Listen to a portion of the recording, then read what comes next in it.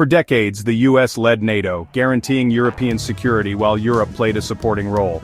But by June 2025, a quiet revolution is reshaping this old bargain. Europe is rearming, not just with weapons but with a new sense of strategic purpose. This shift isn't just a reaction to recent US politics, it's the result of years of growing unease and pragmatic change. European defense spending has steadily climbed, with frontline states like Poland and Estonia now outspending the US as a share of GDP. The peace dividend of the post-Cold War era is gone. Self-reliance is now a necessity. Europe is transforming from a dependent partner into a genuine geopolitical power. For Washington, this is both an opportunity and a challenge. A more capable ally, but one less deferential and more unpredictable. The Europe America long wished for is finally here, independent, assertive, and ready to chart its own course. The transatlantic alliance is being redefined, not abandoned. Europe's military resurgence is rooted in two major shifts: Russia's aggression and America's pivot to Asia. Russia's annexation of Crimea and invasion of Ukraine shattered illusions of lasting peace, forcing countries like Poland and the Baltics to urgently rearm. Meanwhile, the US focus shifted toward China, signaling to Europe that it could no longer count on being America's top priority. These pressures pushed Europe to build its own defense capabilities. The result wasn't a crisis of faith in NATO, but a pragmatic adaptation to new realities. European leaders agreed. More spending, more readiness, and more autonomy were essential. The debate shifted from if to how Europe should defend itself. Years of steady investment laid the groundwork for today's accelerated push for independence. Europe's awakening was gradual, but now it's unmistakable. Since 1949, NATO has been an American-led alliance, a product of post-war realities. The US provided security and gained immense strategic benefits, bases and influence, and a reliable coalition for global interventions. American leadership meant Europe was the first port of call for US military and diplomatic efforts. This network of allies amplified US power and provided a unique global advantage. Economically, NATO's interoperability requirements created a vast market for American defense firms.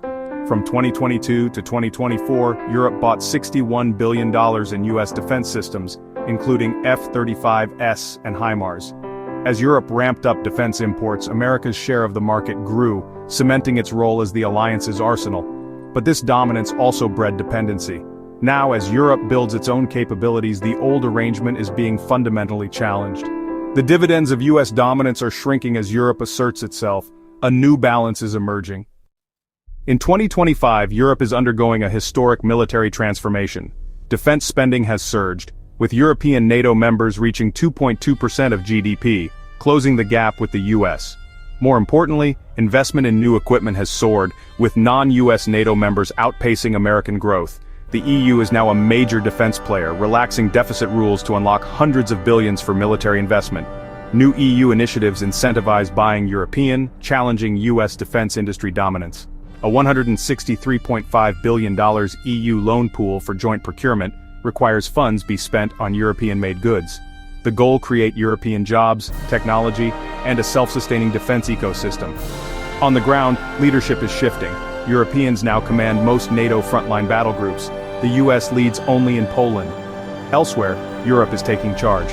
This is more than symbolism, it's a transfer of real responsibility. Europe is no longer just a junior partner, it's leading its own defense.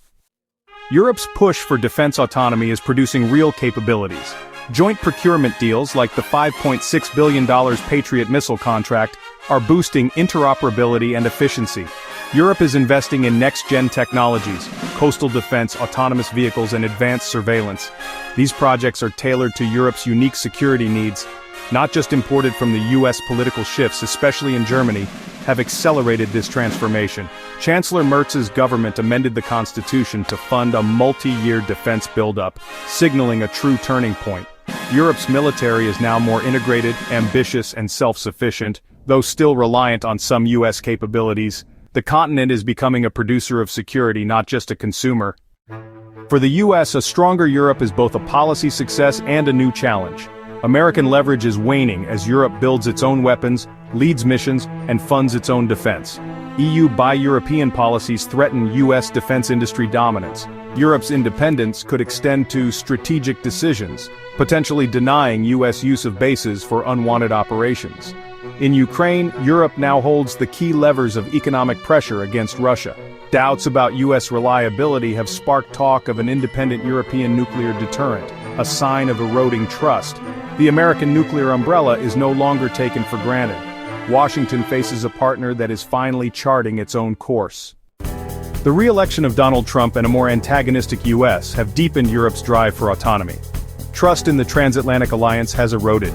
Most Europeans now see the US as a transactional partner, not a true ally. Economic tensions are pushing Europe to reconsider its stance on China, creating new strategic rifts. Yet, the alliance is not doomed. Shared interests and common threats remain. America's network of alliances is still its greatest asset, and Europe still needs US military power. The question is how the alliance will function in this new era.